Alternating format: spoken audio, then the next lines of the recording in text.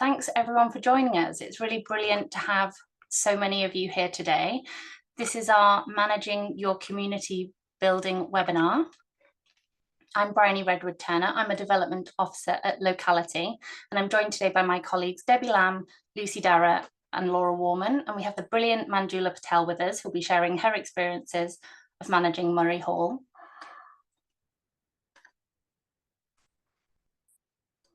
The purpose of today's webinar is to explore the different technical elements of managing a community building, including understanding your assets, the legal requirements, health and safety, repair, maintenance and refurbishment, letting and marketing, and greening your asset.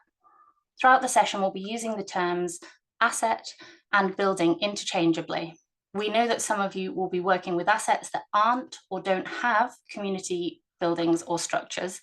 Equally, it's important to note that buildings come in a huge range in terms of size and the nature of the structures, all of which will mean significant differentials in the things you need to consider, the management approaches, and how they're staffed and resourced. We can't cover every iteration, but we've included the key themes that will help you to start thinking about your responsibilities and obligations with resources and signposting so that you can continue your learning beyond the session. We've tried to keep the focus of the webinar on the asset specifically, though appreciate almost everything an organisation does, its responsibilities to wider governance, staffing and strategy is intertwined with the elements of today's session. For instance, we have a section on the legal duties for managing assets, but not on the general legal duties associated with running an organisation.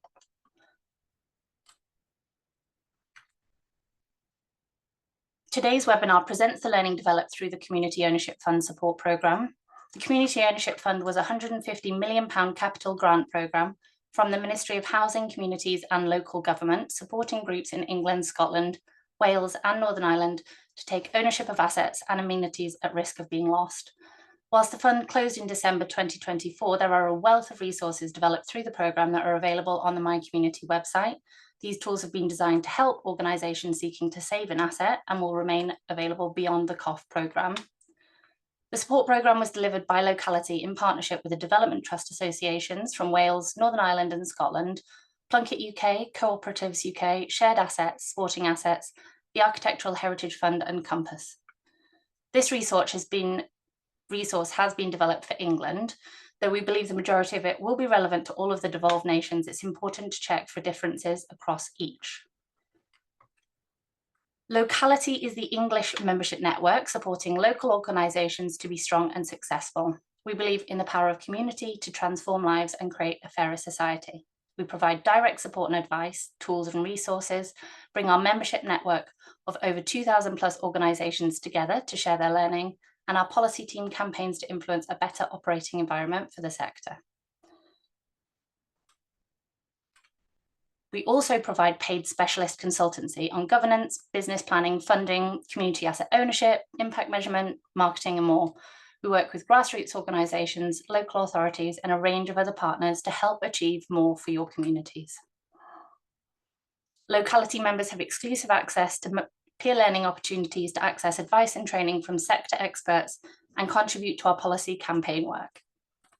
We host a series of events throughout the year that bring people together to connect, share learning and lift up the brilliant work that's happening across the country, which culminates in our annual convention, which is always an inspiring couple of days. It's the 12th to the 13th of November and we're in Liverpool this year. We'll be joined by leaders, policymakers and brilliant organisations from the sector, so the thinkers and the doers. You can find out more about all of this on our website. The webinar is being recorded and will be available to watch on My Community, as well as a detailed resource that's being produced alongside this session and will be available in due course. If there are points or queries that arise from the session that we haven't covered, we'll make sure that they're in the accompanying document. My Community is an online resource for communities and has a wealth of information on asset ownership, including guidance on feasibility, capital funding, business planning and social investment. There are a range of resources, including webinar recordings, practical guides and specialist directories. So I'm going to pause quickly before we jump into the content, just for a couple of points of housekeeping. As I've mentioned, the session's being recorded and will be available on My Community. We'll also be sending the slides out after the session. There's a live captioning function that's available, and there will be opportunities to ask questions. We ask that you use the Q&A function for this and not the chat space. The reason we ask this is because the chat box interrupts the live captioning function.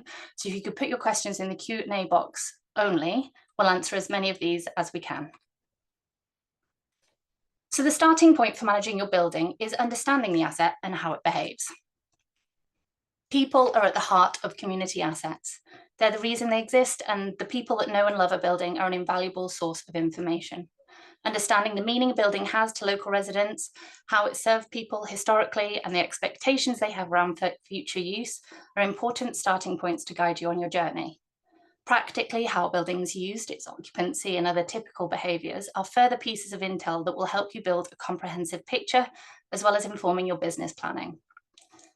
It's also worth noting that these initial interactions are key to developing positive relationships with your main stakeholder group. Two-way communication is critical, and having a clear line on what you can and can't talk about at an early stage can be invaluable. You'll need to know the age of your building and whether it's comprised of traditional or modern building materials. Traditional materials include stone, wood, clay bricks, lime, and gypsum, whereas glass, concrete, cement, steel, and plastic are typical modern materials. They each have distinct properties, and understanding which types are in use and how they respond to the movement of moisture, heat, and air will inform the best maintenance of the structure and any proposed adaptations. You can find a lot of this information about these materials and technical guidance on Historic England. Make sure you understand what technology, appliances, and energy systems your building uses and how these systems work. Keep an inventory of your appliances, their manuals, relevant safety information, and PAT testing schedules. You'll also need to organise appropriate training as well as risk assessments. Make sure you understand the heating and cooling system and how it operates, how it's maintained, and its energy performance. Ensuring that more than one person knows how to use specific technical items, such as the energy system, but as well as any front-facing technologies that customers and visitors engage with, is important to ensuring smooth operations. The elevation, slopes, and contours of a site affect the structural design, the placement, access, and drainage of a building. Orientation is also significant. So in the UK, the south-facing side of a structure receives the most sun exposure, which affects how the building heats and cools. Equally, the prevailing wind in the UK is from the southwest, so the degree to which a building is sheltered or exposed is useful information. Trees, plants, or other nearby structures might provide shelter to the building. They might also affect how moisture behaves or pose potential risks to the structure. Make sure you also inform yourself about the risk of flooding locally. You will need to know whether or not a building or part of its structure is listed, i.e. has been judged to be of national importance architecturally or historically. Listed building consent is a type of planning control which protects buildings of special architectural or historical interest. These controls are in addition to any planning regulations which would normally apply. Information about the eligibility and grades of listed buildings and about building controls and the planning system more broadly, you can get more information on the planning portal, gov.uk, and Historic England. So in terms of gathering data, there are a number of formal methods that you can use for obtaining more detailed information about the building. I'll run through a few examples. There are many specialist surveys and audits out there. We're not saying that you will need all of these, and it may be that you need some professional advice to determine which ones you do and don't want. So a DIY walkthrough audit is a really brilliant way to undertake something in-house. It's relatively simple and untechnical, but effective in terms of supporting the team to develop their knowledge of and familiarity with an asset. The Centre for Sustainable Energy have a DIY template which captures information such as the building condition, ventilation, water heating, lighting, water use, and behaviours. If you're paying for a professional survey or audit, as a general rule of thumb, the larger and more complex the building or proposed scale of work, the greater detail will be required, the more complex the calculations, and therefore the greater the cost. A building condition survey should be undertaken to understand any problems and the need to and opportunities to remedy them.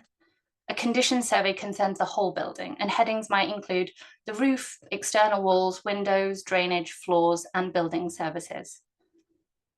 Maintenance survey or cycle report will provide you with an outline of the ongoing maintenance and their costs that are required to keep your building in good health. It will draw on the items identified in the condition survey and will often have a 10-year cycle.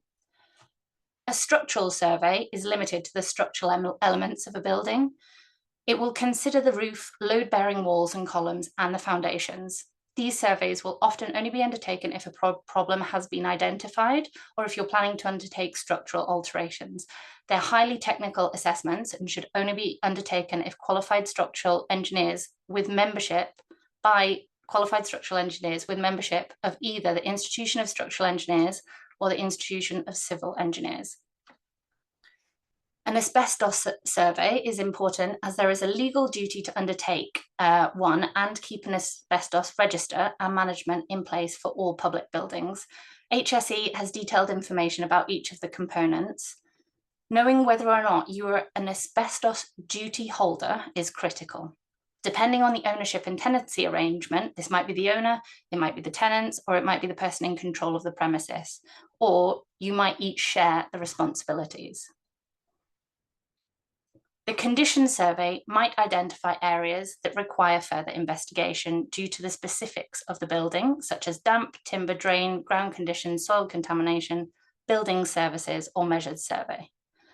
Sometimes a local planning authority will ask for surveys to be submitted alongside planning applications. And each planning authority will have a list of the validation requirements that are relevant what will be recommended to you will be relevant to the specifics of your project and the local environmental context. Understanding your building's existing energy use is key to understanding its running costs, as well as calculating its carbon emissions. Energy surveys or audits will calculate thermal performance alongside ventilation, asset use and occupancy, and make recommendations for how to improve carbon figures. Energy performance certificates predict the energy use of a building and are valid for 10 years if no significant alterations are made to the building. All buildings, domestic and non-domestic, are required to have an EPC at the point of sale or lease if they've been newly constructed or if they've undergone significant renovation. And finally, a display energy certificate is required on public buildings over 250 square meters, and they show a building's operational energy rating. So it's based on actual energy consumption over the past 12 months. The definition of a public building here is as at least partially occupied by a public authority and frequently visited by the public. So private organisations don't have to have one, but can choose to. I'll chat to you really quickly about some pointers in terms of making informed choices for surveys and audits. It's really important to be clear about your objectives and the scope of what you want to know, the type of information and the depth of information that will best inform your thinking. Working with a professional who has relevant experience will help you to feel confident in the process and the money you're investing. It's reasonable to ask what a provider's experience in working with buildings similar to yours or working with community organisations are. It will make a big difference if they already understand the challenges and priorities you're facing. A good report will include a summary of observations and assessment of significance, as well as an identification of potential costs, detailed information about the methods of investigation and assessment, so the scope and limitations of the report, as well as key items that fall outside of its purview, a clear outline of identified issues or problems with an expectation of the extent or condition, with an explanation of their extent or condition, the severity of the risk and the urgency of the need to resolve it. Photographs and drawings alongside the descriptions can be really helpful. Recommendations for repair or intervention with an outline cost and resource implications. Where multiple interventions are recommended, information about how they interact, whether they should be staged and how they should be prioritised, demonstrates the surveyor has taken a holistic approach. And you'd also want to note if there are any conflicts of interest. If you want plain language information in order to communicate the findings to your stakeholders, be clear about that. It's reasonable to want to understand the detail, so be clear about your expectations from the start. It's worth mentioning that many groups will be able to draw on volunteer or pro bono support for various aspects of their project. In fact, it might be central to the success of your journey. There can be a time cost to free support though, with paid for work sometimes edging out the altruistic offers. So having honest conversations at the beginning about capacity, having a timeline with agreed review points can really support the process and protect these vital relationships. So as we've said, community buildings come in a range of shapes and sizes, and we know that many operate with few or no staff. So we wanted to pull together a list of the bare bones things that anyone using the building should know. So you want to know the location of the stopcock, the location of the reset for electricity, when the bins go out and other refuse collection information, how to turn the heating on and off and adjust it, the location of the Wi-Fi hub and how to reset that, how to operate any other equipment, how to close up the building before leaving, who to call, and importantly, who to call if there is a problem.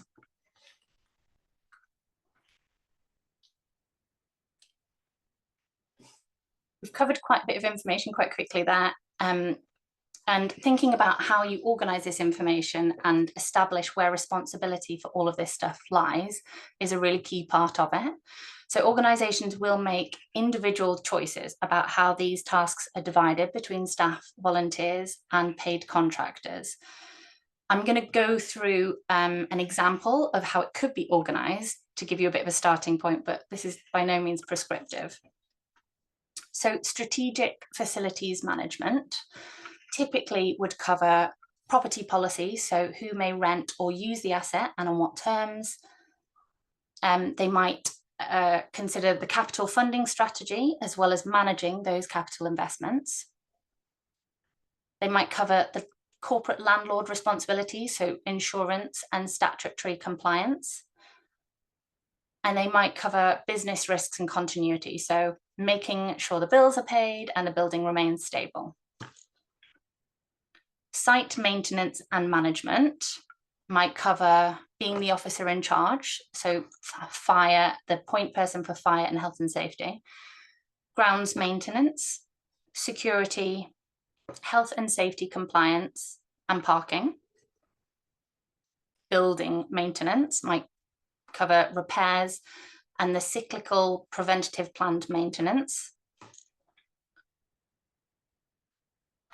And user customer service might include running the reception and broader tenant and user liaison, looking after those relationships. Management of staff, volunteers or contractors. That includes negotiating contracts, cleaning, catering, grounds maintenance, security and repairs. As I say, this list isn't meant to be prescriptive, but hopefully will help you organise your thinking on this. I'm going to hand over to my colleague Debbie at this point, who's going to talk to you about safety and compliance.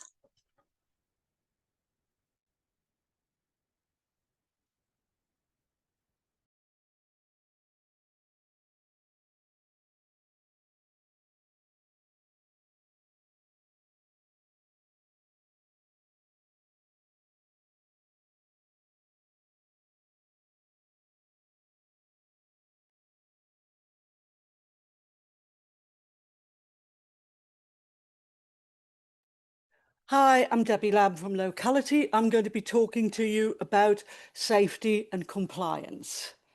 Now, just wanted to reiterate some things that Bryony has said, on resources and links.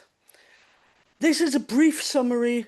You will need to do further work on research, developing policies, implementation, and you may need to take professional advice. The resources and links are relate to England. Health and safety and first aid guidance is the same across the UK. There are some differences in terms of fire safety rules between England and Wales, Scotland and Northern Ireland. But the principles generally apply. but projects in Northern Ireland, Scotland and Wales should check the detail.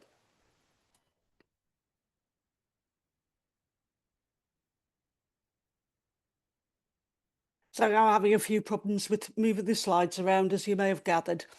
Health and safety responsibilities, I think it's quite useful to reflect on guidance from the Health and Safety Executive for village and community halls. And they say that your legal responsibilities are that you must take reasonable measures to ensure that the building, access to it, and any equipment or substances provided are safe for the people using it as far as reasonably practicable, which means balancing those measures that you need to take against the real risk in terms of money, time or travel.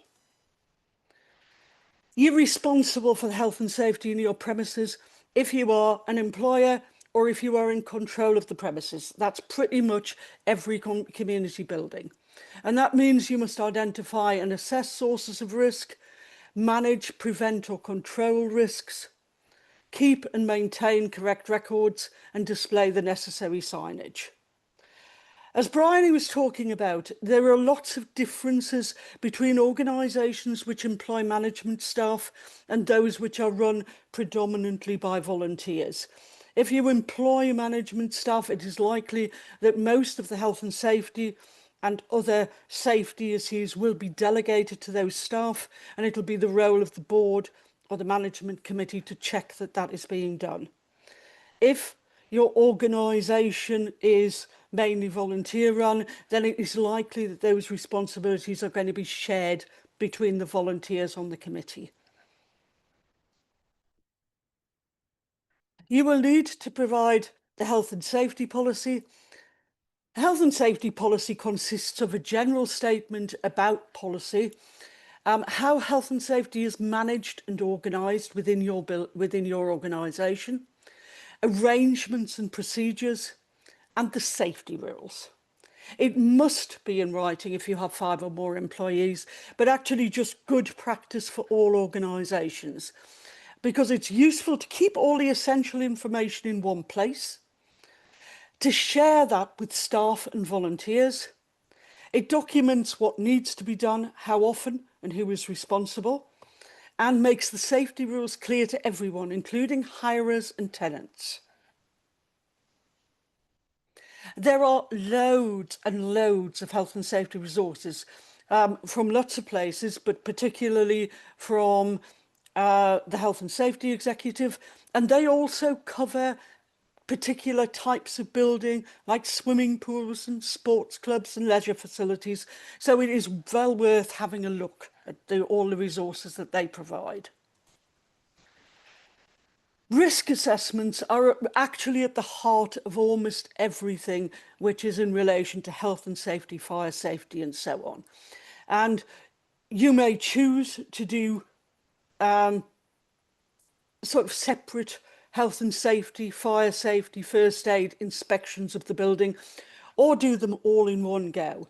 But any inspection of the building can include identifying physical issues, and that's going to be your trip hazards, escape routes, the need for emergency lighting and so on. But it's also an opportunity to identify a poor practice, and we all know that it happens at times.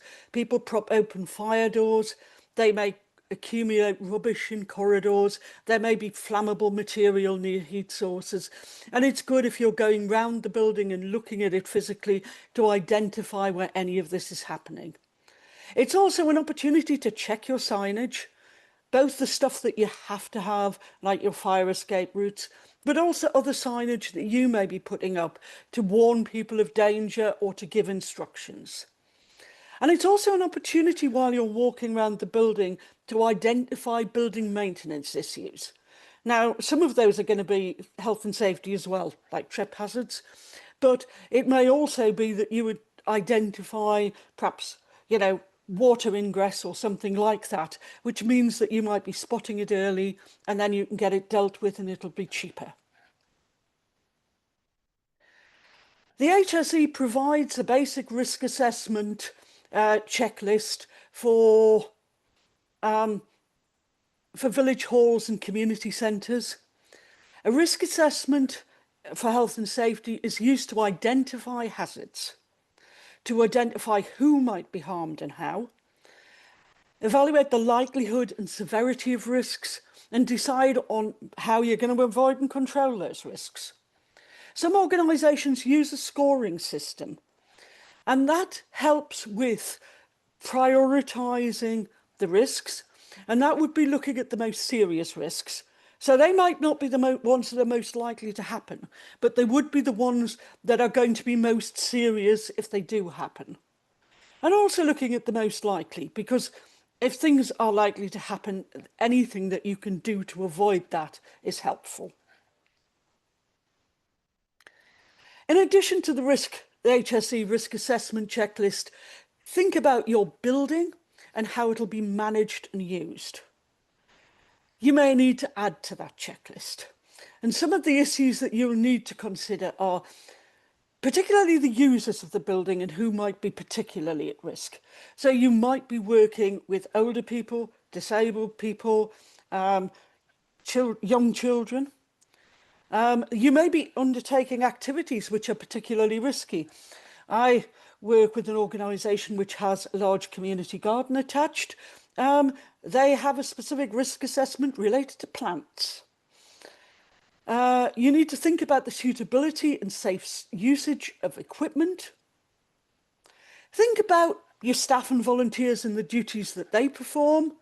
An example of that might be thinking if you run a food bank, you may need to think about manual handling if people are lifting crates of food. And thinking about things like, do they know training in manual handling? Can you provide things like trolleys to make it easier? And also thinking about, practices which are potentially unsafe. And my example of that would be in a lot of volunteer-run organisations, members of the committee will often come in and do minor repairs. They may bring their own tools in. Now, not trying to discourage these kind of activities. Often they're the only thing that keeps the building going. But you need to have thought about the safety of those volunteers and anyone else who was around while that is happening to make sure they're done as safely as they can be. And remember, you may need a separate risk assessment if you're running events and things like that. Going to move on to fire safety. You need a regular fire risk assessment of the premises. You'll need to appoint a responsible person, put in place and maintain fire safety measures, identify those at higher risk, plan for an emergency. So that's really thinking about testing your fire alarms, doing fire drills and so on. You will need to provide information for staff, volunteers and users, and you may need to provide fire safety instruction and training. You can seek advice and information from your local fire and rescue service. First aid. You may be getting the theme going through here. You'll need a risk assessment to determine the level of first aid provision required, including identifying the first aid equipment you require, whether you need first aiders, and that is usually required in premises with over 25 employees. But whether you need first aiders will depend on your risk assessment. You should look at any risky activities that you undertake, which might increase the need for first aid provision. And you need to provide information. You need to provide details of the location of first aid equipment and emergency contact numbers. You need to provide information to hirers, particularly if they need to provide their own first aid cover. And many community buildings operate without having staff or volunteers on the premises all the time. So if your hirers are coming in, accessing keys, going in, doing whatever they're doing and leaving, then they need to know where the first aid equipment is and they need to know who to contact in an emergency. You need to record incidents and illnesses. There are detailed regulations about the ones that you will need to report in terms of incidences, work-related illness and near misses. And now On to more exciting and, potentially dangerous things. Legionnaire's disease is a potentially fatal form of pneumonia. Everyone is susceptible, but people with underlying health conditions are more susceptible, and it is spread by inhaling the Legionella bacteria in droplets of water. You will need to carry out a risk assessment. From the risk assessment, consider if changes to the design of the water systems can reduce or eliminate risk. And obviously that will also depend upon whether, finance and whether you can do it. Then consider how to mitigate the risk. And some examples of how you mitigate risk are preventing water stagnation, keeping water systems clean, controlling water temperature, and where necessary, you may need to do water testing. Keep a record of the risk assessment and the measures you take to control or eliminate risk. If you prepare or serve food, you need to meet food hygiene standards, and that includes traceability and protection from contamination. Key aspects include registering with the local authority, ensuring the premises are clean and hygienic, providing facilities for people to wash their hands, training staff and volunteers in food hygiene, implementing pest control, and provision of allergen information. If you have a lift, it needs to have a thorough examination every 6 to 12 months, in addition to routine maintenance. In relation to cleaning, every community building cleans, and therefore one of the main areas where you come into contact with regulations around hazardous substances is cleaning. Now, it may seem a bit excessive, as often the substances you're using are going to be the same ones you use at home, but you should use them in line with manufacturer's instructions. You should provide personal protective equipment if you need to, things like gloves or masks, and you should store hazardous substances safely. You may have other hazardous substances on the premises, and you need to think about that. So one of the issues will be, if you have a garden, you may have substances you use in the garden. You may have art classes which use hazardous substances. So you need to think about the safe methods of using those substances and safe methods of storage. Something else which comes up around cleaning and is also part of your health and safety assessment is around working at height. Almost everybody will have to clean at height at some point. Also, cleaners will often be in buildings alone. Often cleaners will work after the building has closed. So you need to think about safe working practices for people who are working alone in the building. Compliance. So insurance is the first thing I wanted to mention. It is essential to protect the organisation and the asset, and charities are obliged to take steps to protect their asset. You need to have public liability insurance, and if you employ staff, you need employers' liability insurance. You will need buildings and contents insurance, and there may be other insurances that you feel are necessary when you take a broader look at the operation of your organisation.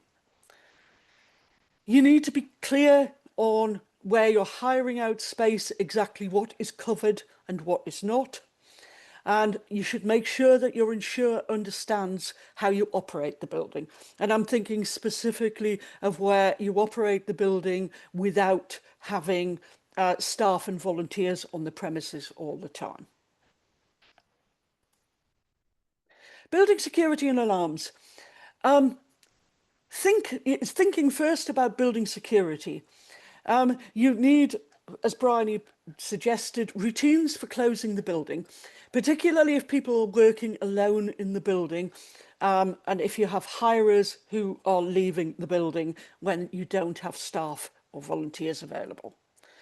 Think about whether you're operating the building with or without a reception. If you have a reception, it is likely that you will offer a signing in book. you may have lanyards, or you may have badges for people who for visitors to the premises. Those operating the reception will make sure that people fill in the access book, and they will also be directing people to where they need to be within the building. If you're operating without a reception, you may well provide a signing in and signing out book, but potentially there isn't anyone checking that that is actually happening. And from many years in the voluntary sector, I know that an awful lot of people will stay too long at a meeting and race out and forget to sign the book as they leave. So that's obviously an issue you need to think about in your fire safety and health and safety. Also, you may need to look at signage to make sure that people who come into your building end up in the right place. If you have an alarm, in most cases you will need to appoint key holders. Key holders are people who can be contacted out of hours. They usually live locally and will usually have transport. It's good practice even if you don't have an alarm, because if something goes wrong, it is useful to have somebody who is available to go out and deal with things in the building out of normal hours, to help things to happen. That may be a staff member, it may be a committee member. Safeguarding. All community organisations must have a safeguarding policy. It's particularly relevant if you're working with children or vulnerable adults, and it shows how your organisation will safeguard people from harm. It will be proportionate to the size of the organisation, its activities and who it works with. Shows how concerns can be raised and concerns will be dealt with. It will identify a lead on safeguarding. However, it will also make it clear that safeguarding is everyone's responsibility. Licenses and activities. This is just a flavour of the kinds of things that you need to consider around the activities that you're doing on the premises. If you are serving alcohol or providing regulated entertainment, you will need a premises licence. Most community buildings need a music licence. It's required if you're playing recorded music, even if that's the radio on in the background, or for activities such as exercise classes. You'll need a TV licence if you're showing a live TV or iPlayer. Most films require a public performance licence to be shown, even if you're not charging an admission fee. You'll need a gambling licence for certain fundraising activities. And you need to think about the activities that go on in your building, because they may be covered by specific legislation such as the Children Act.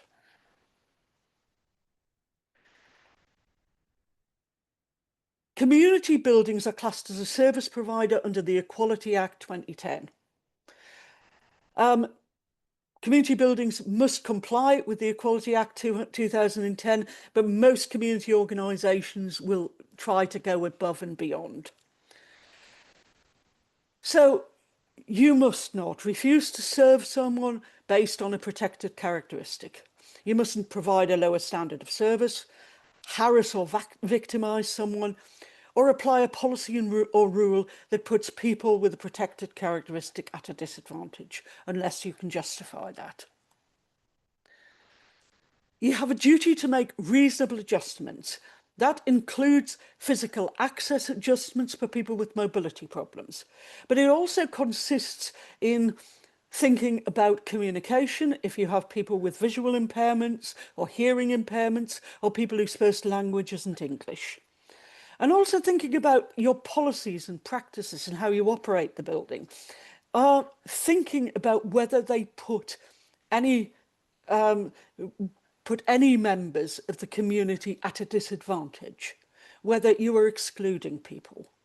And you need to anticipate and plan for these adjustments. You shouldn't be waiting until there is an issue and dealing with it. And of course, equality and diversity needs to be considered in terms of employment and volunteering. Having fair recruitment practices, avoiding discrimination in pay, conditions, dismissal or promotion. preventing harassment and victimisation, and making reasonable adjustments for disabled staff and volunteers. Now, I know everybody is going to be jumping up and down with joy when I mention data protection. Almost every community building is going to hold personal details. Most organisations must register with the Information Commissioner's Office. Personal details that you might hold include names, addresses, phone numbers, emails, bank or payment details, records of volunteers, staff or service users. And you need to keep that information safe. You need to have consent to hold that information. You need to destroy it when you don't need it anymore, and you can only use that information for the purpose that you gathered it. So it is important to understand data protection, and it is important to actually have processes in place.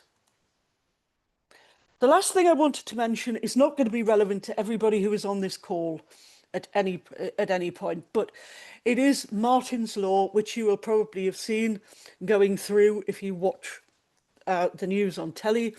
It is Terrorism Protection of Premises Act 2025, known as Martin's Law, in memory of one of the victims of the Manchester bombing. It applies to organisations holding events which involve 200 plus people, standard tier, and 800 plus people, enhanced tier. It's going to be implemented from late 2025. So if this applies to you, you can start to prepare now. You can start a terrorism risk assessment and include this as part of your health and safety procedures. You can write an emergency action plan. You can source training in recognising suspicious behaviour, and you keep informed. You can sign up to Protect UK alerts. I'm going to do a very brief thing about keeping records. It is really important to keep records of your risk assessments, keeping records of the things you do like service visits and so on. Even when there's no legal requirement to keep records, keep them. It demonstrates compliance for your board and management committee if work is being done by staff. Stakeholders, particularly funders, are becoming more concerned and asking for evidence that the people they fund are operating safely and within the law. And of course, if something happens, you've got evidence to show to insurers. You should be keeping those records securely, particularly keeping health and safety, notes of risk assessments, inspections, the action you've taken. Keep hold of information about the building and the repairs and maintenance you carry out, your compliance with legal requirements. Ensure that your records include the name of the person who's doing the recording and the date. And actually, as you build this up into a file, it can develop a useful, unique checklist for your building. I'm going to talk now briefly about management and maintenance. It is likely that you are going to be responsible for regular maintenance checks or making sure that they are carried out. So gas, if you've got gas on the premises, you will require a non-domestic gas safety certificate. Gas, pipework, flues and appliances need to be kept in safe condition, and you need an annual gas safety check to show that. So you should keep records of that safety check. If that is done by your landlord, you should ask them to show you the record. Similarly, with electricity, you need to do portable appliance testing annually. You need an electrical installation condition report, usually every 5 years. And you need to keep a record of the safety checks. And if it's being done by your landlord, you need to have evidence. Repair, maintenance and refurbishment. First of all, check your responsibility. If you own the building, you're almost certainly to be responsible for all of it. If you lease the building, if you have a long leasehold, it is likely that you may share the responsibility between the owner and the person with the leasehold. The information will be in your lease. If you've had a community asset transfer from the local authority, most community asset transfers are on the basis of a fully repairing and insuring lease, which means that you'll be responsible for the repair, maintenance and refurbishment of the building. Again, look at your lease. I find it helpful to split these into 3 categories. Repairs are generally reactive. That might be a leaking pipe, a broken window, or something major like storm damage to the roof. Maintenance is something you do regularly to keep the building in good repair. So that might be painting the external woodwork or doing internal decorating. And generally, you can think about how often that needs to be done and plan for it. Refurbishment is something you should also be planning for. You will need, over the course of the life of your building, to replace the roof, the heating system, the electrical system, kitchens, toilets. And you need to think about the current condition of your building and schedule for these works to be done. I've done a little example for a recently refurbished building. So if your building has recently been refurbished, then it's quite, if these things were done at the refurbishment, then it is likely that with a modern roof, you'll get 50 or 60 years from it, particularly if you maintain it well. Windows, you know, modern windows are quite likely to last for 40 or 50 years. But you may need to replace the boiler more quickly. Kitchens and toilets, then need to replace those and refurbish them.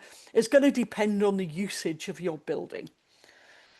So this is just an example. You need to think about how often from your that these things need to be done on your building. And the surveys that Bryony mentioned will help to inform your planning. And you need to plan to meet the costs. Regular checks and inspections. It is useful to have a schedule of regular checks and inspections. There are going to be some things you need to do every day. There are going to be some things you need to do every 6 months or every year. And getting that in place can be really useful. Quite often, things that you do every day, like checking passageways, access routes and fire doors for obstructions and rubbish, checking the cleanliness of toilets and washing facilities, are just going to be part of the standard routine.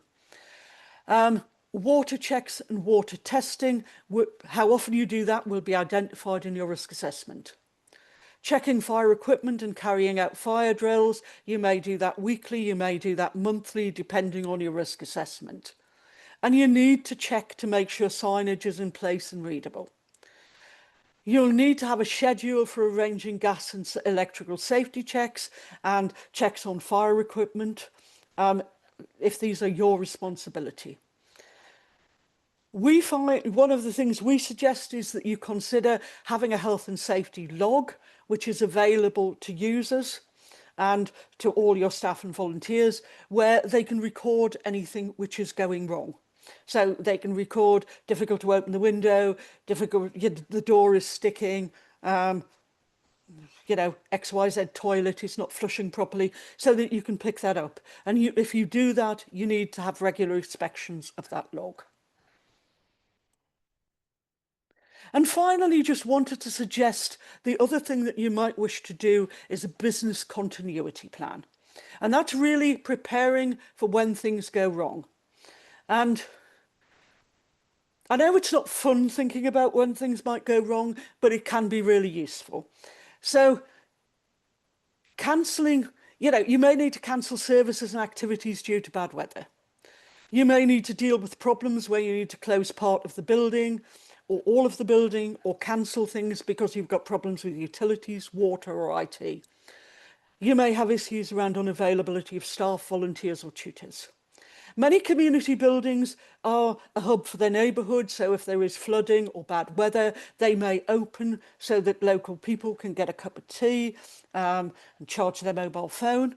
So a business continuity plan will cover all of these things. So it is thinking about how you would deal with things which go wrong, putting contingency arrangements in place, like how you would contact staff, volunteers and customers, and how you would support your community in an emergency. I'm now going to move on and introduce you to Dr. Manjula Patel from Murray Hall Community Trust. Manjula is going to talk to you about the real life practicalities about actually managing a community building. Thank you, Debbie. Good morning, everyone. And as Debbie has said, my name is Manjula Patel.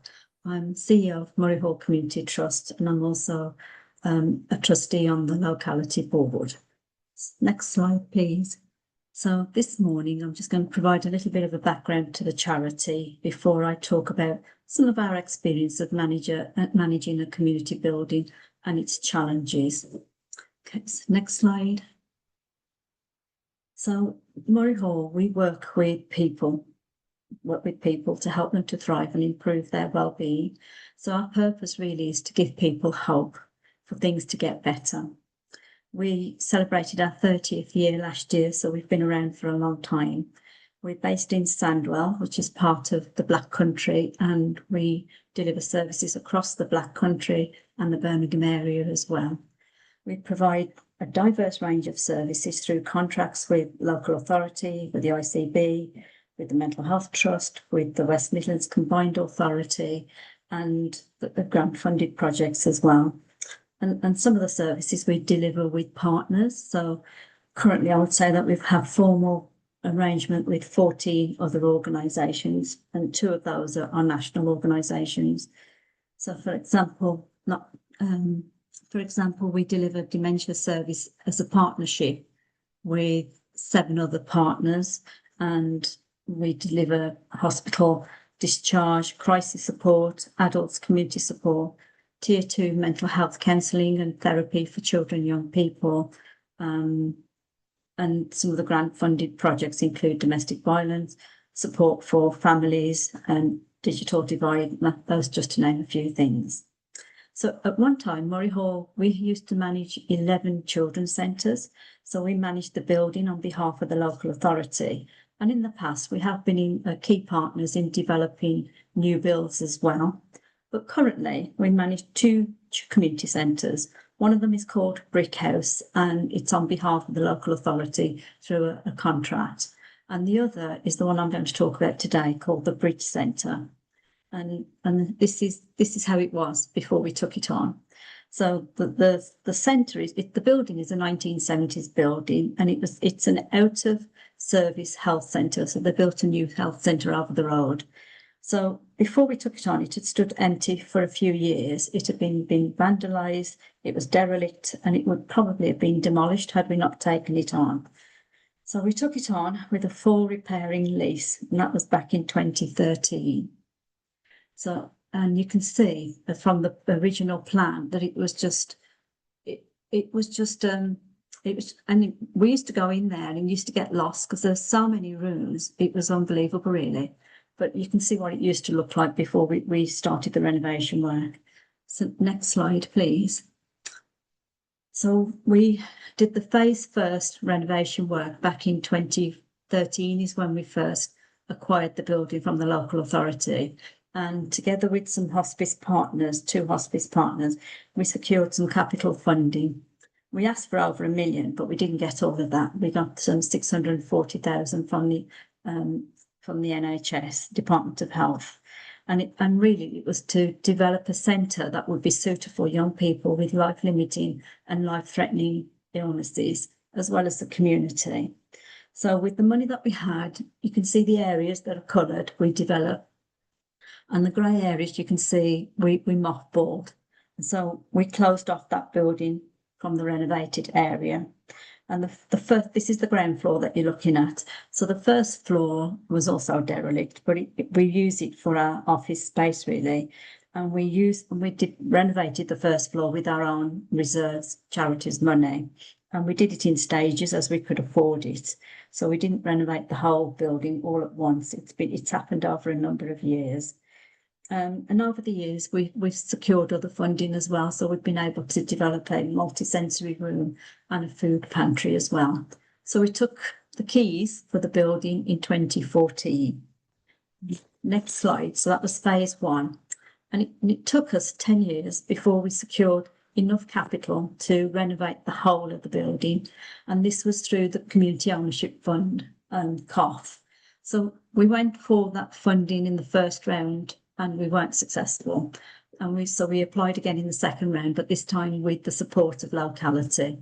And we built a really robust bid, thanks to the people that we worked with, Locality. So it was really, it was hard work, but worth it. And actually, it was hard work to say that me and my colleagues stayed up all night at the last stage before the submission date, but it was well worth it because we secured the funding. And with that funding, the building is fully renovated now. It's got double glazing all the way through. That's the doors and the windows. We've installed a platform lift from the ground floor to the first floor for staff. There's so the renovated area of the building includes an office space, a community kitchen with rising work surface, a shower wet room, and a digital creative centre, which is a soundproof music room. And in that space, we've got triple glazing because we're quite close to the neighbours. There's an editing room and there's a noise reduction corridor. And that in some part of that built area, we've also installed an air heat pump. I think I've skipped a couple of slides about the phase one. So can we just go back a little bit, Laura, to phase one? Oh, lost the photograph. Anyway, I think phase one, just to kind of say to you, phase one included a large reception area, which you can probably see as people coming through the door. It's got a cafe area there. We've got one big meeting room. There's a courtyard. There's meeting rooms, counselling rooms, and we had a big bathroom suite, which included an ardu bath and a wet room shower area as well. But really, in the number of years that we had it, it was never really used. So we took out the ardu bath and donated it to a family with special needs, and we've got plans to repurpose that area. We also, the whole building was been designed on a hospice daycare. So in a hospice daycare, you'll know that sometimes they have a retail area at the front, which we did have. That's been repurposed. It has a hairdressing salon, which also has been repurposed. But it's also had a sensory room and a courtyard, which has really opened up the space. This is phase two. Really, it's been finished off. It was finished off at the end of April this year, so 4 months ago. So we're currently developing all the protocols so that we can start using it. I think, as you can see, that's the editing room. That's adjacent to the sound recording room, and the music room has got all of the points if people wanted to do music. It's got acoustic boards as well. It's also got a pull-down screen and a PowerPoint projector, so it's multifunction. And as you can see, we're just using it as a meeting space at the moment. The kitchen area that you can see has got a rising work surface, so wheelchair users can use it, and it's suitable for anybody else with disabilities. So we've had some inquiries for people who want to start using that area now, but it will be really complementary to our food pantry. Okay, next slide. Okay, so managing a building can be challenging for many reasons. And some of the things that I've listed here, you may need to consider, but I think Debbie's provided a really comprehensive list anyway. But I'll go through some of the things that from our experience. Keeping a proper record is really important for making sure that information is accessible, especially if the building manager is not there. So everybody's then scrambling to find where the information is. So it's really useful that everybody knows where it's kept, and making sure that you've got effective records, especially when you need to produce evidence for fire drills or accidents at work. We had a CCTV installed as part of the renovation work. and we've had to put in a CCTV policy that's compliant with GDPR, which includes who can actually access and view any footage and for what purposes as well, and making sure that you've got good signage to say that the camera's in operation. So I think some of the things that I'll point out is that when we set up security for the buildings, the locking up procedures, and our cleaning is external company as well, we made sure that we had the same cleaning company as the security locking up company, just so that they could work together. So if anything went wrong, one wasn't blaming the other. So they are responsible for the building at the end of the day when all of the staff have left. It just goes to say that clear communication with our staff, volunteers and visitors is essential, really, for sharing information about the site and facilities to keep everyone safe. So, for example, if we have a fire drill, there's a notice by the door when you come in, so everybody knows that what time the fire drill is going to be done, or the fire alarm is going to be tested, I should say, not the drill. With the new renovated area, we're in the process of pulling together a handbook with all the key information, just so as to make sure that we've got everything there, so all the staff understand what everything is. Next slide, please. So keeping the building open is also costly. So even after the first phase, when we'd renovated, we still had a building that was single glazed. It was a really drafty building. So original plans had 2 front doors, but because of cost, we had to reduce it down to just 1 door. So every time the door slid open, you can imagine all the cold comes in the winter. So it was a really drafty building. And together with that, we got an inefficient boiler. So those first few years, and especially after COVID, when the cost of heating had really skyrocketed, our heating costs were really high. And we had to really manage that well, just to keep an eye on all the cost. And we've got a roof that was disintegrating when we took it on, and we had floods all the way through the first build, the first renovation, which held up some of the building work programme. But we couldn't afford a new roof, so we just had to live with it. And in the first year that we took on the building, we had 21 leaks. And we just kept patching it up until we got to the stage where we could afford a new roof. So that was in 2021, and we invested £120,000 to renew the flat roof on the ground floor. That was just the flat roof on the ground floor. So over the years, all of the repairs and all of the renewals of the roof that we've done, because we've got flat roof on the first floor, and we've got sloping roofs as well, so we've got tiled roof as well. We've probably spent about £250,000 just on the roof over the 10 years that we've had the building.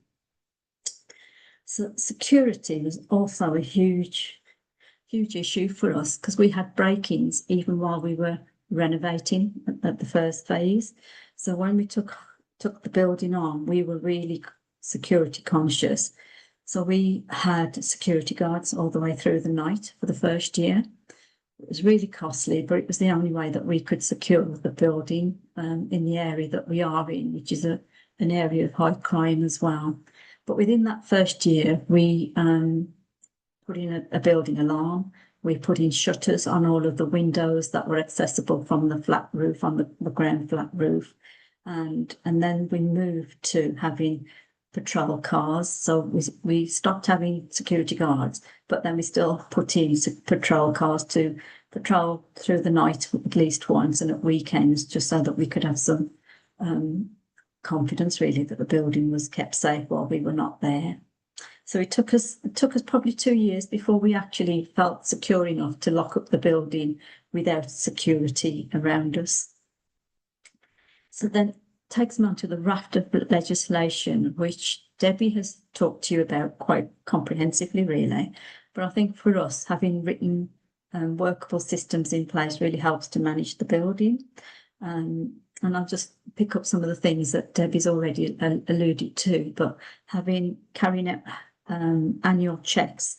So we were carrying out Legionnaire testing weekly at one point, and actually our maintenance facilities manager had to run the taps every morning just because of the risk of Legionnaire's disease. So while we were having the second phase renovation, we decided that we would reduce our risk by removing the water tanks and going straight to main system water supply. It cost us an extra 20,000 to do that, but it was well worth it, I think. So at least we now feel that we've reduced that risk. I mean, one of the other things is that we've had a number of surveys done, including the full condition survey. We've had drainage system surveys because we've got a really complex drainage system, as well as asbestos survey. And when you do have a survey, you can bet your bottom dollar that it's going to incur some kind of cost, which it has done for us. We've got quite a bit of drainage works to do. That's going to cost us quite a bit of money. But I think if we need to put the plumbing system straight, we're going to have to do some drainage work on there. We have our electrical wiring tested every 5 years, and we test our electrical equipment. I think it's every 2 years, pat testing. Because we have a kitchen and a cafe area and it's open to the public, and a food pantry, hygiene regulations means that we have Food Standard Agency inspections as well. And we try to control our costs with a number of maintenance contracts as well with external contractors. So building alarm, fire system alarm contracts, gas contracts, and electrical and water testing. We have external contracts for them. We currently have indemnity with Krona for our health and safety, and they carry out our audits and provide advice on safety issues as well. I put that on my list just because it's a minefield, that law.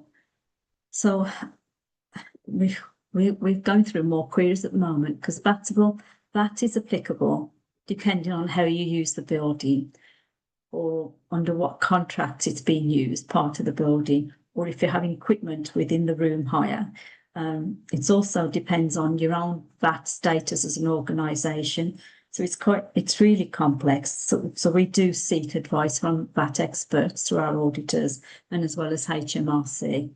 But just to kind of make you aware that is something that I think you can't really sort out yourself without some advice. Okay, next slide, please. Involving the community has been really important from the very beginning, really. So before we even started the renovation work, when we took on the building 10 years ago, we had a public meeting in the local library, invited local neighbours, residents, and even the councillors so that we could tell them who we were, what our intentions were on the building, and just keep them informed. And once the first renovations was done, we invited the neighbours in, we showed them around the building and just listened to their feedback, really. Some of the concerns that they had is that we've got green space all the way around the building, not a huge, but just green patches of grass, really. And they were really worried about children playing football. So we had a fence built around the building, which helped with security, but it's a wire fence, so we don't feel that we're cutting the neighbours out. And obviously we consulted with young people with life-limiting illnesses when the building design was being done. And that was just to make sure that we catered for their needs. So making sure that we had good heating because they are really sensitive to the cold. And we've continued to consult with young people all the way through the years that we've had.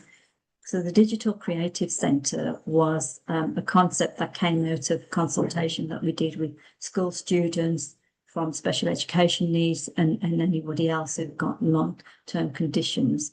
And that was because these young people, their physical needs are really limited, and you know, digital is what helps them to access many things and in everyday life. So that's how come the Digital Creative Centre came into concept, really. So it's there that they can use, but it's also available to the community. And again, the community kitchen is direct result of what the community wanted, especially because of food poverty. We engage with the community informally at any of our events, so just with conversation, and formally as well with surveys, forums and workshops as well. Okay, move on to the next. So we feel like because we've invested in the building, we now feel that we need to invest with the community as well. So we have developed a new post for a community development worker to engage with the community, to bring them in, to listen to what they want from this building. So as we go forward, we can develop it together with them. And that's going to be part of our trailblazing project as well that we are doing with Locality. Kind of probably missed just to say that as part of securing the building and renovating it, we also went through an asset transfer. It took us 2 years to get to complete, but we completed it last year at the same time. And it was part of the condition of the COF funding that we had asset transfer for 99 years. So we know that we're here for the long term now, and we can put down deep roots within the community. And it is security for the charity as well, to know that we've got this building for the long term. So building maintenance, I think Debbie's gone through that, but obviously keeping the building in good repair can reduce risks. And we have a full repairing lease, so it's our obligations to keep the building and the premises in good repair and conditions. But any alterations that we do to the building or its fabric still has to be approved by the local authority, which is still ultimately the landlord. So we've just installed a lift, and so we've had to do a risk assessment.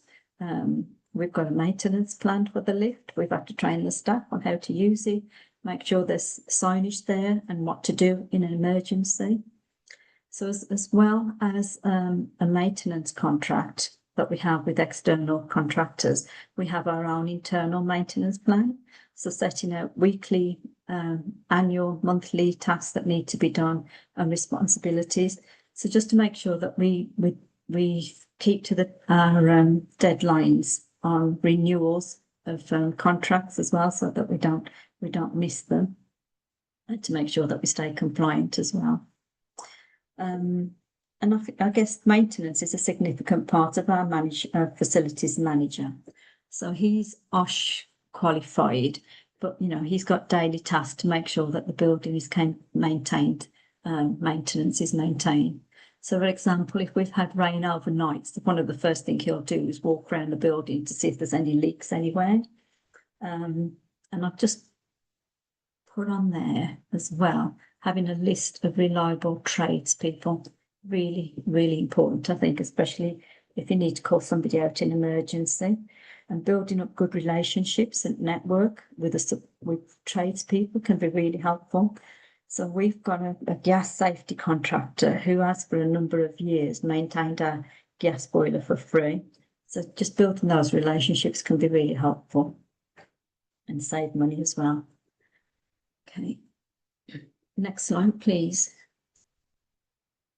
Okay, so I'm getting to the end. So sustainability, I think the first thing to say is that the building is integral to our business model. It's the charity's main office and it's the staff base for all of our services. But the sustainability of the building means that we have to have an income generated from space hire. So, and our pricing policy is reviewed annually. It's benchmarked against local venues as well. And we're just having conversations with them. Space, I don't think it's Space & Co, it's Space, what they're called now. But it's somebody who did a presentation on the Locality, Space & Co, I think they're called. But they are so they can support us with marketing the building and an online booking system, which we hope will broaden our reach for increasing the number of bookings and diversify our customer base as well, now that the whole building is renovated. It's important that you have capital costs for repairs and renewal of equipment, and because that is something that you need to keep on top of. So I'm just going to kind of talk about our sustainability, so our environmental credentials really. So we've introduced recycling bins across the site. We've installed hand dryers rather than paper towels. We've eliminated single-use practice and plastic with paper cups rather than plastic cups at our water stations. We've included sensor lights in some areas of the building. We've installed when we renewed the roof, we had it insulated as well, just to help to reduce heat loss. We've reduced heat loss through our double glazing, and we installed a second door at the front door, which has made a big difference in the reception area.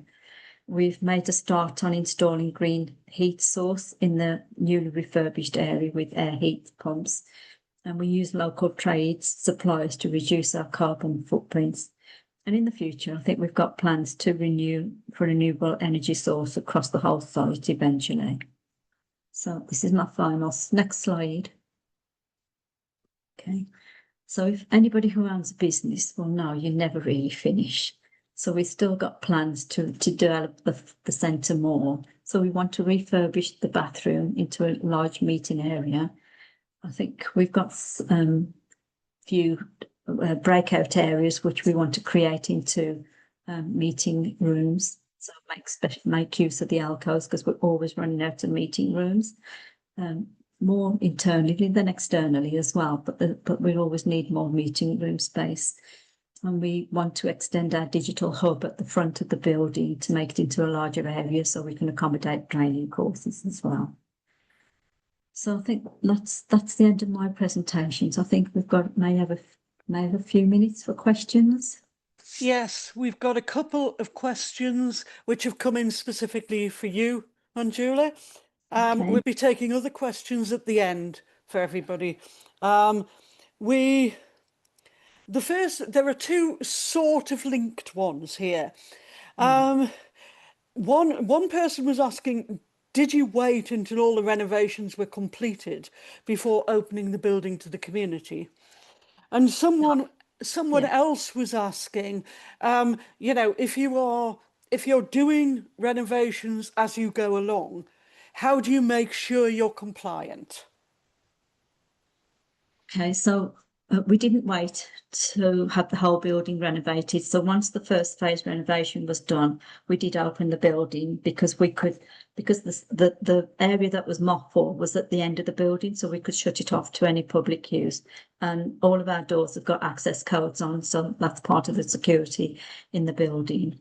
And managing during health and safety, well, we had a professional team of working with us when we did both of the renovation. Surveyors that I don't even know what they do, but we had a whole raft of surveyors. We had an architect in charge, so we used the same architect twice, and he was really good, really supportive. And we had a quantity surveyor who kind of managed the technical side of the building. So we had the facilities manager there on site as well, but he kind of made sure that we pulled in all of the different surveys that we needed. So I think there was the design survey that we needed to make sure all the health and safety compliance were there, putting up all the signages, making sure that everything was compliant. And the quantity surveyor was also there to sign off. So he checked any work that was already done and was being invoiced for. So before any invoice was paid, he did all the checking before we signed it off and paid it. He did all the negotiations. If there was extra cost involved, he negotiated with the building contractors to make sure that we got the best price. We worked with, there were lots of different surveyors involved. So there's a whole professional team that was involved, but we did rely on the architect and the quantity surveyor to support us through all of that. One more question, Manjula, then we'll move on to Lucy's section. Asking that someone is saying they have a multi-use space where with room hire and a cafe, and it's not realistic to get everyone to sign in. You were talking about having various uses in the building. How do you manage that? I would say that we do want everybody to sign in. So our cafe area, so we've got a big reception area and a big reception desk. So when people come in, if there's always somebody at the reception, they do need to sign in. So if they're coming in to use the building for different reasons, so we've got a different signing in books for all of the councillors that come in, or the contractors. If people come into the food pantry, they'll have a list of people visiting them, what time. So we've got a list of people who are using the building. If we've got clients turning up for appointments, they will sign in as well.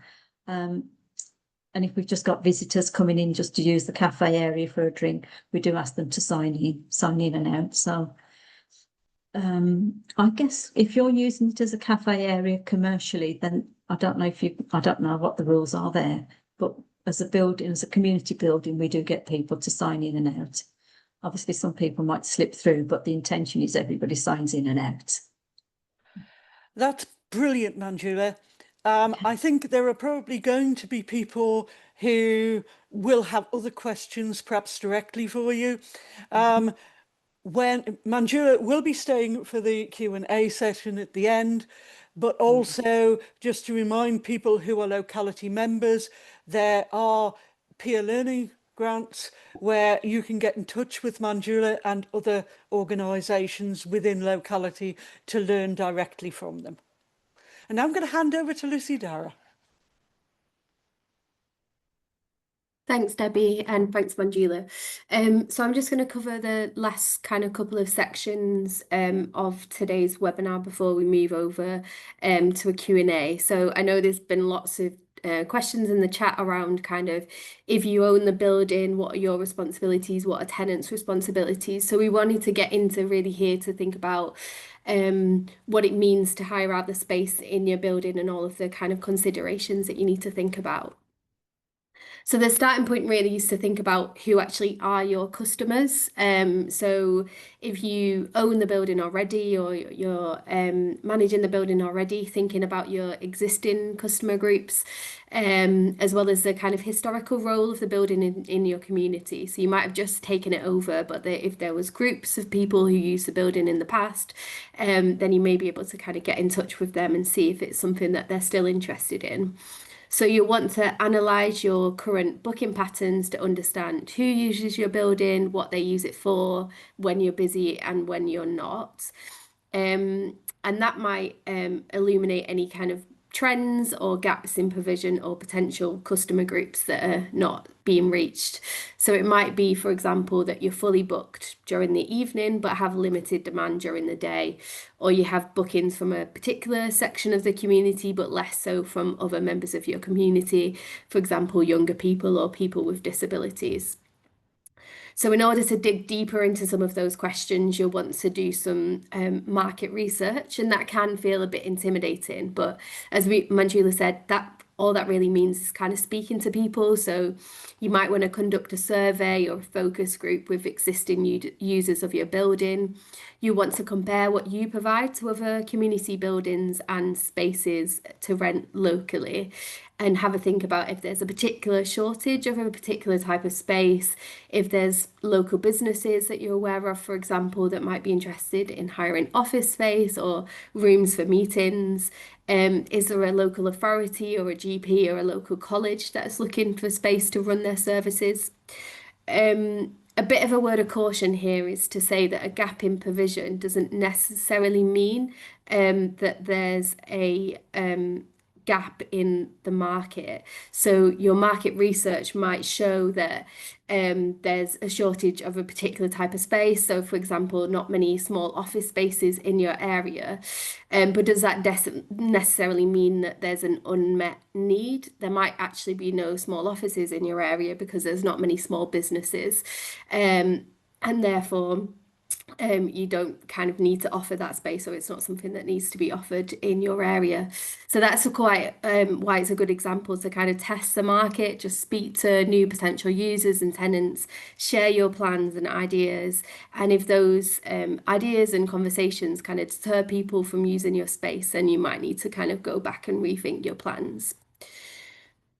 So there will be different types of users who will be kind of interested in your space, and whether you're able to provide that space will be determined by a kind of range of different factors. So you might have longer term tenants who have a more kind of permanent arrangement with you. You might have sessional users who come to use the space maybe on a weekly basis for sports clubs and things like that.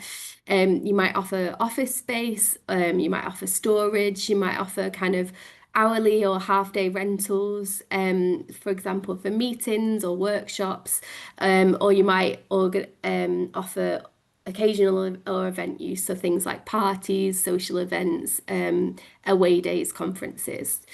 So your building might have the size and the space to offer all of those different types of users, but it might be that you have to kind of focus your efforts into particular types, depending on the spaces that you would consider kind of lettable within that. You'll also have to think about things like access considerations. So can people with mobility issues, for example, use the whole building, or are there particular areas where access is limited? Do you want to offer out of office hours provision? Is it safe for you to do that? Is there ways that you can maybe shut off different sections of the building so people can come in and use bits that they want to? Can you provide facilities like reception, catering facilities, bars, party packages? And do you have enough staff or volunteers to kind of manage those facilities? You'll also want to think about the mix of different users. So it might be kind of practical for you to offer space for all of these different user groups, but actually when you think about it, it's maybe not sensible to do so, especially if you're wanting to offer the space for both adults and for children activities. There might be conflicts around noise and safety concerns, and there might also be restrictions on use of the building which come from your covenants or licenses, particularly around serving alcohol, gambling, kind of bingo activities, that kind of thing, playing music or putting on performances. So it's also always worth considering those kind of things as well before deciding what you want to offer. So once you've thought about who your customers are, what kind of space you want to offer those users, you'll have to think about what your hire charges will include. We've talked a bit about reception services, and you'll want to think about whether it's actually feasible for you to do that. Do you have enough staff to offer reception services? Do you have volunteers that would be willing to do that? Do you want to offer things like office supplies and equipment, or things like broadband, IT, phone services, phone connections, and car parking facilities? Those are all kind of benefits that you might be able to offer your tenants, but they could be difficult to manage if you don't have the kind of staff and volunteer capacity to deal with any issues. And then you'll have your general kind of building maintenance costs, so things like utilities, water, cleaning, business rates, insurances, and any building maintenance costs. So once you've thought about how much it costs to kind of offer this space and what you want to provide and not provide, you want to set your pricing policy accordingly. So you'll know that many organisations have tiered pricing systems, especially community buildings. So you might offer different prices depending on whether it's a commercial or a private tenant, whether it's kind of individuals, or whether you've got statutory organisations or other charitable organisations using your building. What you set your prices as will be largely dependent on the local market. So you want to have a look around and see if your prices are kind of reasonable and whether they're considered value for money within the local market. And that's also thinking about factors like the size of your rooms, proximity to local transport links, and any common facilities. They'll all impact on kind of how much you feel like you're able to price your spaces. So just on managing relationships, once you've got people interested in using your building, you want to provide some type of written agreement. That's really good practice for kind of any type of booking or hiring activity that you've got going on in your building. It helps clarify the terms and conditions of the room hire, and provides a kind of resource that you can look back on if there's any issues or disputes. So for short-term, one-off, or kind of irregular bookings, you'll want to at least provide a booking form and then terms and conditions for that room hire. Once you get into kind of more longer term arrangements like office space or managed room hire, you want to think about something a bit more formal, and that's where it's good to seek legal advice around kind of tenancy or license agreements. Once you've got those tenants in, you want to think about how you can make them feel comfortable and welcome. So Manjula also mentioned having an induction or a handbook with clear information about how hirers and tenants can use the building and their space within it. You might want to share that online as a kind of live document so that you can go in and provide updates and people can see those as you do so. You want to make your roles and responsibilities clear. So this is when it kind of comes into some of those issues that we've discussed around managing risk, policies, restrictions on building use, insurance, how the tenant should look after the building and how they should interact with other users. Ultimately, good relationships equals good tenants. So you want to make sure that you're proactively identifying and managing conflicts between users and developing ways to maintain regular communication, whether that's through meetings, emails, newsletters, social media, etc. So this kind of dovetails into marketing in general. So I won't go into loads of space because loads of stuff around marketing because we're running out of time. But and also we've got lots of resources on My Community, which you can look at, and we're also looking at producing a specific resource around marketing your community building. But it's just a reminder of the key principles around doing with rather than to, which will be fundamental. I'm guessing to a lot of what you do already. So thinking about how people can feed in and drive your project forward. You want to think about the different audiences you have. So we've just covered quite a bit around tenants and users. But there will be lots of different people who use your building, as well as kind of other stakeholders like funders and partners, and there'll be different methods and language that you'll want to use in order to engage those people and keep them interested in your work. So the final thing that I just want to touch on is around greening your asset. So we've started to cover this a little bit in the rest of the webinar, but these slides are just providing a bit of food for thought on how you can start kind of discussing about going green within your organisation. It can feel like quite a big kind of intractable issue, kind of going green and net zero. So hopefully this will just be a bit of a starting point to look at.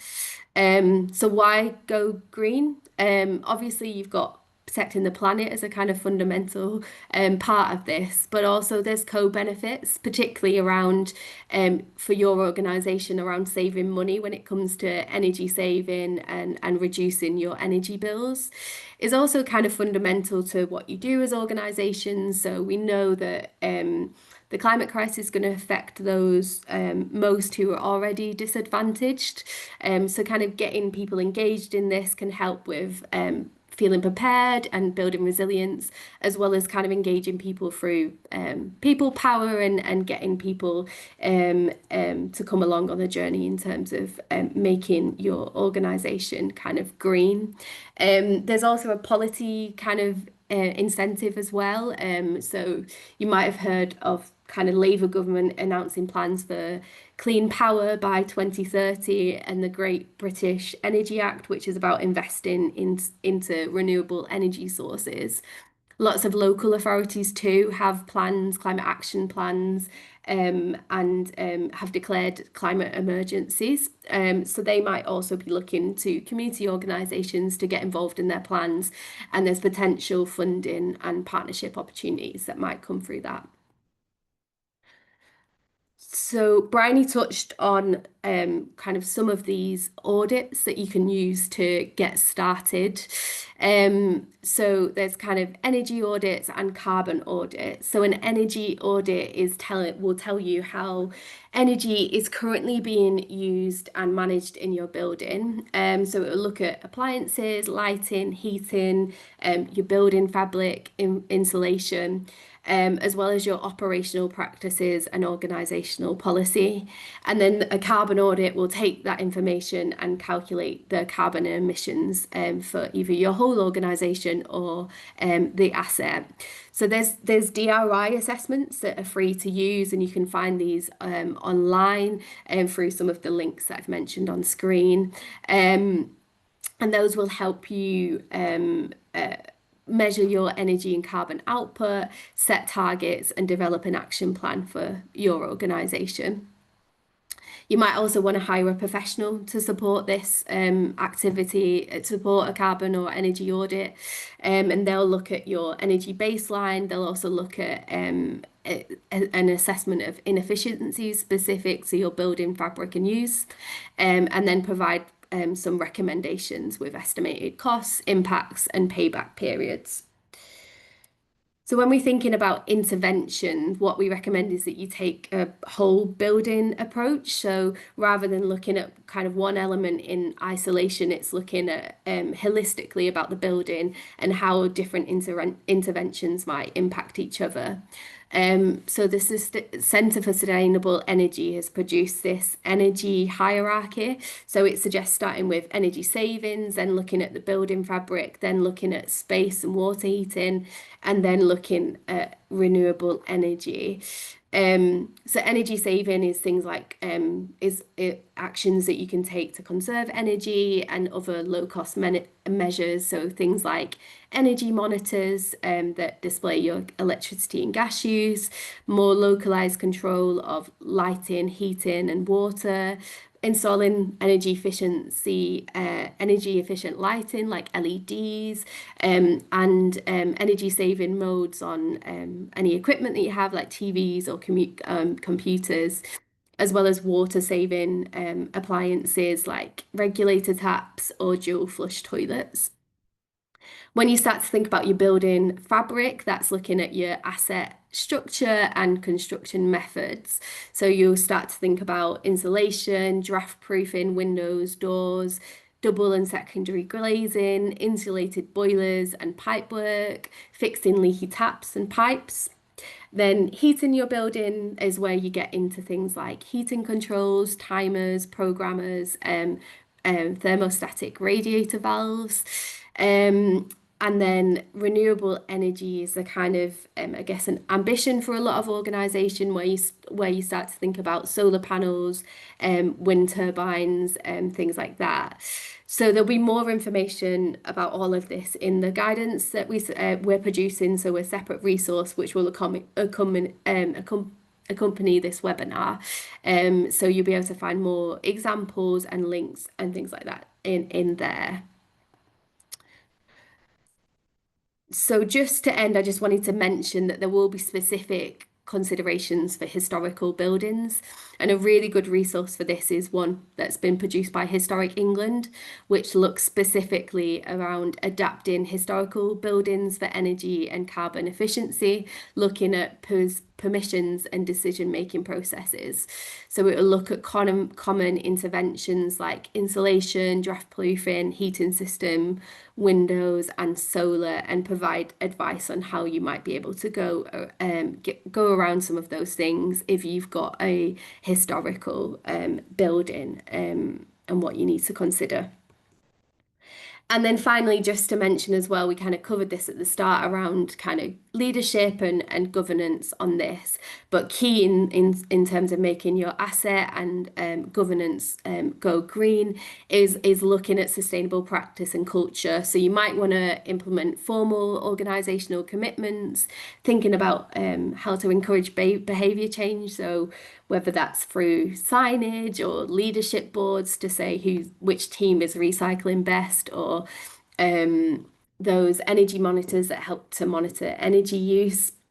And then also thinking about the kind of practical management of some of these commitments and plans. So can you monitor progress, and are you able to devolve responsibility to different members of your board and staff team? And then the communications around this is really important. So focusing on those community co-benefits rather than the kind of additional add-on that people need to do. So emphasising that through going green, there will be benefits to everybody in the organisation through cost savings, through kind of community empowerment, engagement, rather than it just feeling like an add-on to people's work. Again, a couple of links in here that you'll be able to have a look at once we send round the slides.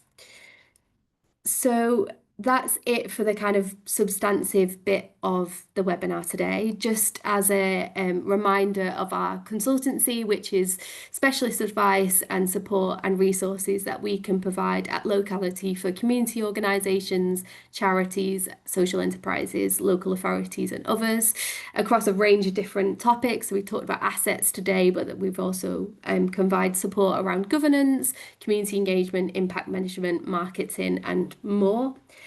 And if you're not already, then it's a really good idea to join our membership network. That's where you can get kind of peer support from others in the network, like Manjula, who's kindly shared today, and a range of kind of other benefits. So there's a link on the slide, and it would be great if you can join us.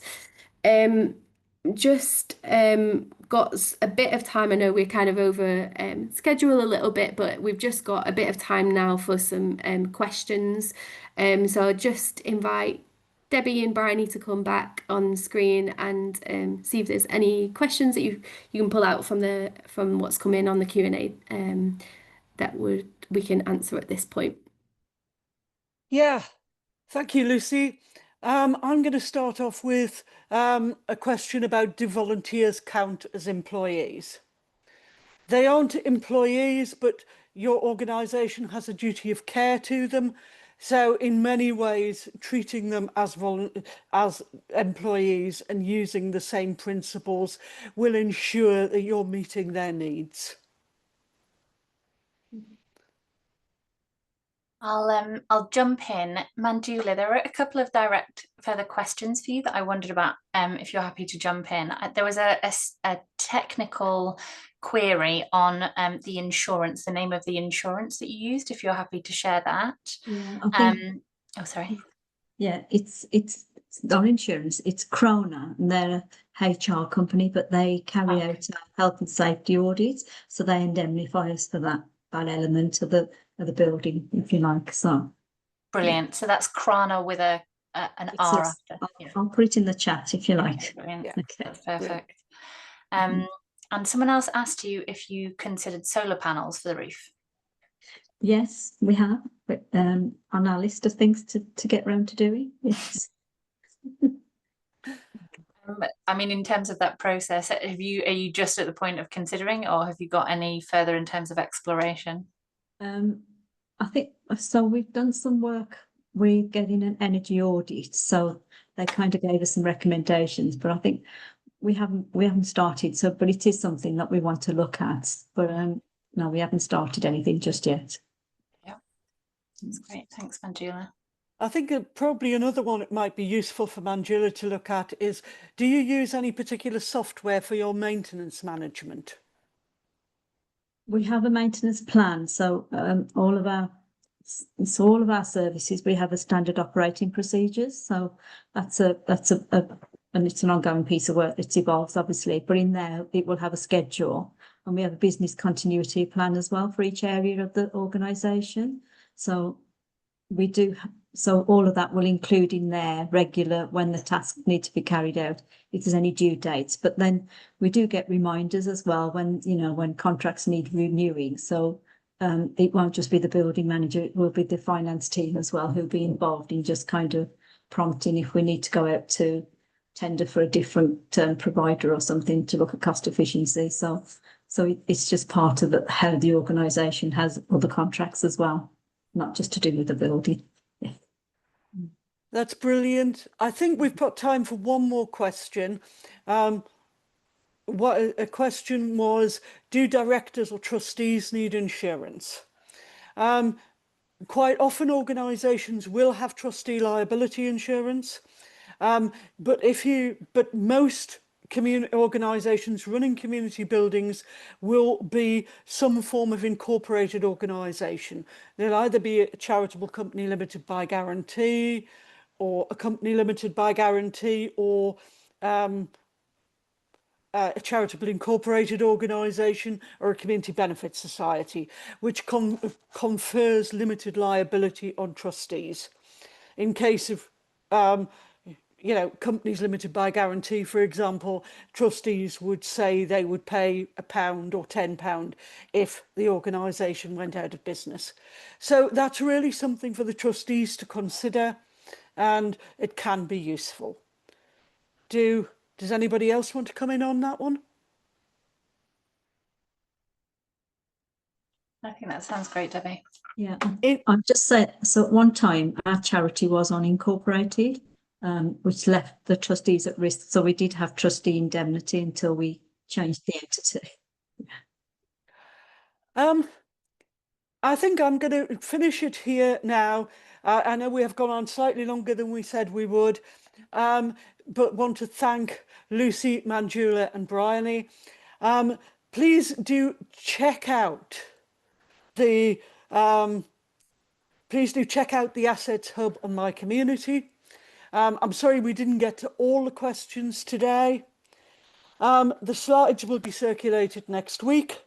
We will be producing a resource, as has been mentioned, which covers all the things we've talked about today. And that will be going up in the Assets Hub on My Community very shortly. And I'd really like to thank everybody for coming along.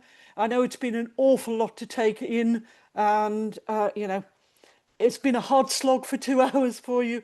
Thanks very much. Bye and enjoy the rest of your day.